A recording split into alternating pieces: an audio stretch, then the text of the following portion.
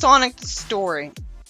It starts with a prologue page wasting my time with Sonic greeting the audience and bragging, which usually only happens right after Sonic beat a boss fight in the games. But maybe he just did. He also expects me to believe that usually he talks too fast for people to understand, which I get why the writer would assume that, but it's never been the case, and probably won't be in this very story. Too bad he wasn't told about that. Tails continues the wasting of my time, and Sonic's relatable here by telling him to get on with the story. So I'm glad he apologizes, but he still wastes my time. He eventually explains that Sonic grew up in Green Hill Zone. There's nothing wrong with that in a vacuum. It intuitively makes sense because it's where he was first seen. And it's not the fault of the people who wrote other continuities that nobody cared enough to tell them he was born on Christmas Island. We don't know what that place was supposed to be like, so we picture it as functionally just like Green Hill anyway. No one has any reason to care about it because it wasn't adapted or shown in the games. Again, it took creativity and effort to come up with Mobius, so the name deserves some respect when the alternative was Earth. Sonic had lots of friends, which sorta makes sense because his speed is cool and he's a good guy. But regardless, when he first showed up, there was no hint that he had any friends, and everyone assumed Tails was his first one. So it ignores that he used to be a loner. This isn't the end of the world to me because it's more believable.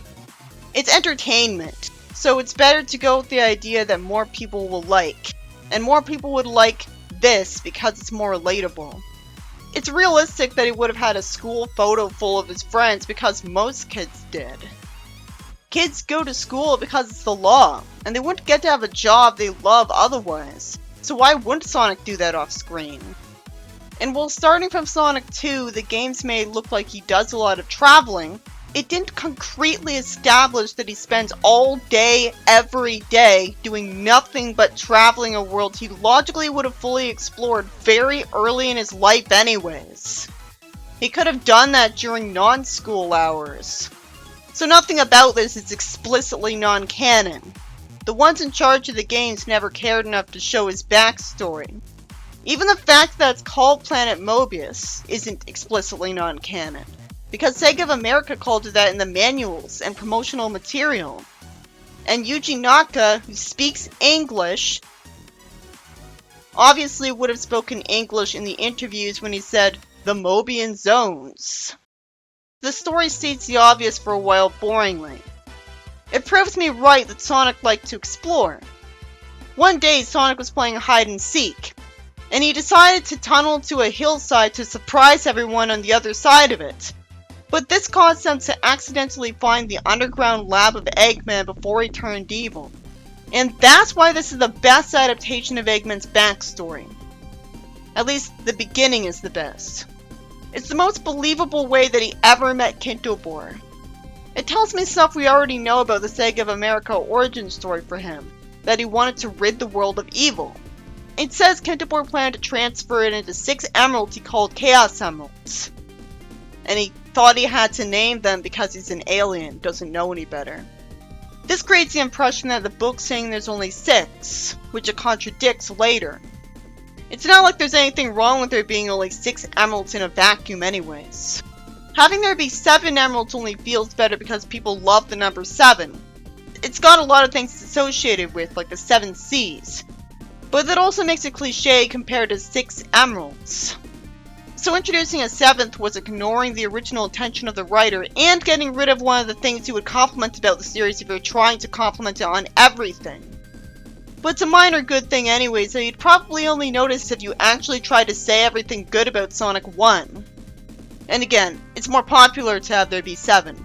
It's relatable of Sonic to be impatient with the exposition. I was pretty bored with the beginning too, because I've already seen practically all of it in Say Sonic. There's more exposition I saw in other stories. It establishes that there's a 7th emerald after all. So the book told the story wrong by not explaining that Eggman had only some of the 7 emeralds right away. And I thought it was going to do something different from the other adaptations. The gray emeralds needed to stabilize the other emeralds when they're in the machine. which wasn't proven to be a thing in the games, but makes as much sense as Tails being able to fly, or Sonic having a plane that he didn't in Sonic 1 in the second game, so whatever. And there's more exposition I already saw on this kind of plot, like unnecessary good explanations for Sonic being blue and not causing fire from the friction when he runs, which could have been just a required secondary power. Sonic handed an egg to Eggman as he was busy entering calculations into the machine, which is stupid of him. And it's also stupid of Eggman to have taken the egg while he was entering calculations, because he should have known that he'd be distracted. Well, just pressing a number button immediately have a result. Why would you have to press enter or save the file to make that effect happen? I don't like this because it makes Sonic partially responsible for Eggman being turned evil. But one, it's not like Spider-Man being responsible for a lot of his own enemies being his own enemies ruins the franchise for Spider-Man fans, so I guess it's a minor thing. And two, Eggman being turned evil because he was impossibly stupid is par for the course. It goes without saying that it's better to know why he's evil enough to pollute places for fun. So it's sad the Sega Japan's higher-ups were too arrogant to put this in the games just because it wasn't their idea. I just wish I could read one adaptation of this origin that wasn't forced by an idiot ball. The emeralds were already unstable, so I wouldn't have questioned it if the evil exploded out of them without it being anyone's fault. I would just assume it happened because enough time had passed. To be fair, Eggman is arrogant, and not everyone arrogant is evil, so Kintobor could have always been arrogant, and being arrogant causes you to be careless. And Eggman's also always been optimistic, so there's no reason Kintobor wouldn't have been. So Kintobor turns into Eggman for some reason. It takes way too many worthless words to describe stuff that's already explained fine with the pictures. So this is boring. The ground explodes below Sonic and he jumps away from it just as it falls into the water. I think that was new. Then there's some more uncreative boredom. He warns everyone in Green Hill what Eggman started doing and what happened to Kintobor. But at this point in his life, they've got no reason to respect him enough to believe his wild story. But the narration acts like this wasn't a waste of time. At least this is new too. Eggman tries to cut down a tree with a normal axe that hits Sonic and fails. At first I was excited because it never happened before, and I thought I was just going to spend the rest of the book being just like Sonic 1. But it doesn't make any sense that Eggman thought the tree would hit Sonic when he's that fast. I like that the narration says Sonic's smarter than the average hedgehog because it's respectful to him, and he's supposed to be admirable. Sonic breaks Badniks, and after padding, it accurately says that Eggman wasn't the type to give up easily. It just describes the plot of Sonic 1 and wastes a huge amount of space on giant pictures of its Badniks, so that's boring. The rest of it is just describing Sonic 1, and all of these words are boring and worthless because there's no dialogue anyway, so it's not adding anything to a story that's being told just fine with mere visuals. It says that from then on, one of his hobbies was collecting rings and restoring his energy level. Whatever that means. It's magic rings so they can do whatever they want. It says he likes burgers and fries for once. This is the only UK adaptation that had him like chili too. Which makes sense because a Daredevil would like the challenge of spicy food. Why isn't this the case a lot more often? It keeps being creatively bankrupt by being a perfect adaptation of Sonic 1, which has to include him not saying anything, which would have padded the story out even more, so that's good. It has him swimming through Labyrinth Zone. The writer probably didn't get told that he can't swim, so it's not his fault if that's the case. It's not even new because Sonic swam in adaptations before this, which makes sense because hedgehogs can swim. But once again, it's smart of Sonic to have not been too terrified to learn how to swim.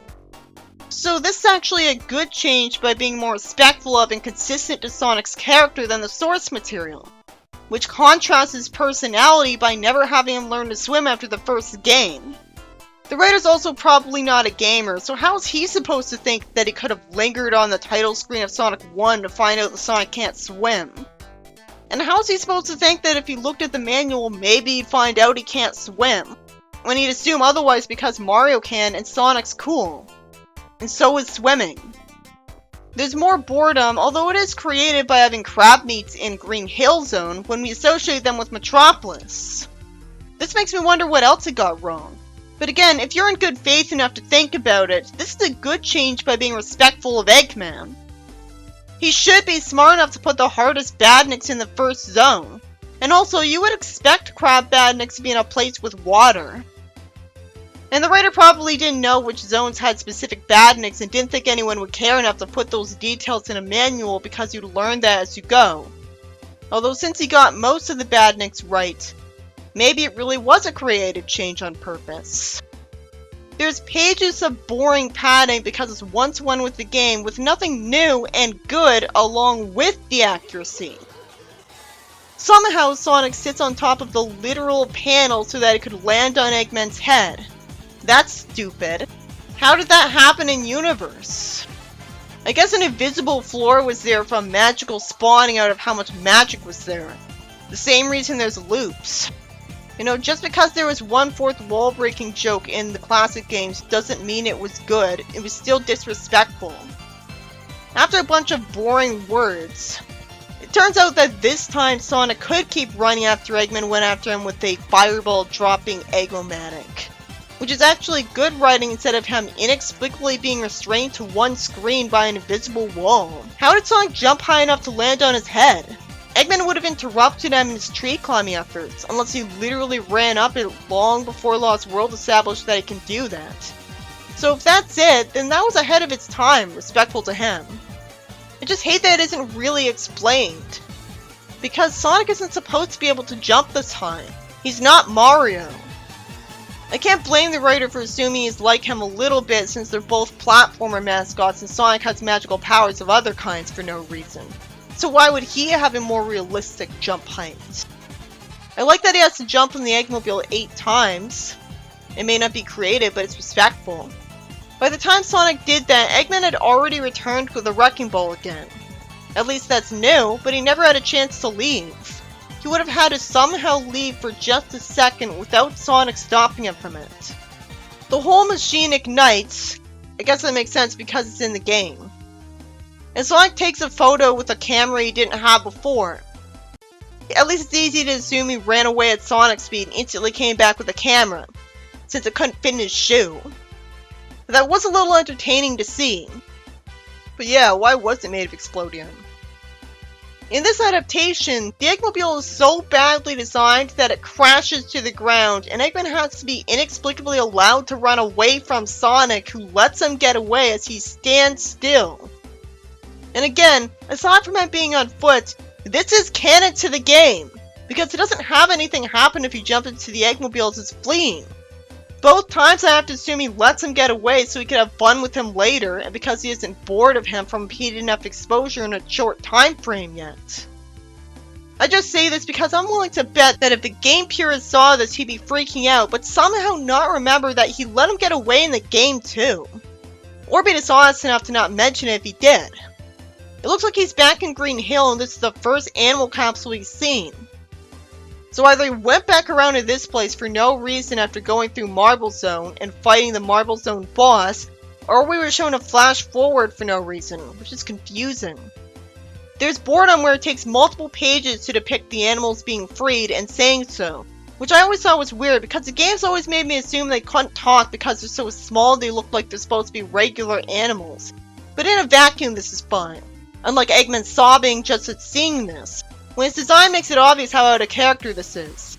Sonic does a victory circle around his friends, which is meant to show just how happy he actually is, and makes him more heroic than in the game, where he just emotionlessly walked ahead after freeing people.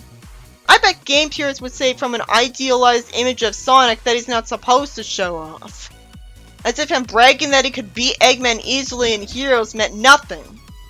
Well, if Sonic never showed off like he did with Jet when he met him, he'd be just like Mario. And that'd be omitting the strongest appeal of the series, the reason it did well in America when it flopped in Japan. I'm always just mad about him being like this, but it's a necessary evil, because if he never showed off or bragged or enjoyed being praised or was vain, all the things a cocky person would inevitably do, he'd be no different from his rival. So anyone who hates when he contrasts Mario should just say Sonic wasn't meant for me and go. It's nice of Sonic to say Tails told that tale in an awesome way, even though he told it in an extremely boring way that took forever. And it's sweet of him to pet him. Tails is how he's supposed to be by being honored to tell a story about Sonic. And it's a little cathartic that he says, "Sorry if you thought I was telling it too slowly." You were, and I hate that the writers still wrote it that way anyways. And the story ends there with Sonic bragging like he did for all of Sonic Forces. But shh, you're not supposed to acknowledge that. I can't find out who wrote the UK picture books. This is one of the most believable ways Eggman messed up and got turned evil. It wasn't an adaptation of Sonic 1 since it didn't show all the zones and mostly was in the first one.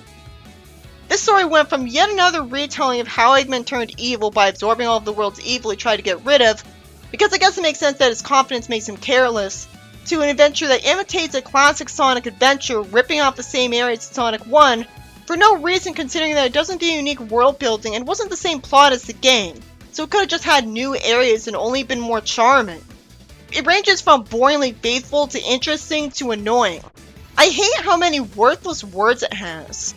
Most of the time you get nothing out of them. The plot's told just fine with mere visuals, so it feels like it drags on forever. Eggman trying to aim a tree cut down to Sonic was new, but he'd never be so stupid as to think it would work, because Sonic would probably outrun it or jump over it. At least it was respectful of Sonic to interpret that he could swim or jump way too high, or would use his speed enough to get a camera to taunt Eggman. It was smart of Eggman that he could instantly bring back the Wrecking Ball after a fireball spewing boss fight. It was also confusing that he circled back to Green Hill with no explanation at the end of the story, and I hate that it wasn't even explained why he let Eggman run away, making it all the more obvious how irresponsible and selfish or stupid he is for that. For the most part, this was a better experience than the story of Sonic 1, on paper. It was still boring because of all the words, but watching a long play of Sonic 1 would be a lot more boring with its lack of dialogue and repetition, and wouldn't be a new experience, and would take even longer. So any adaptation of a game would be better than it in theory.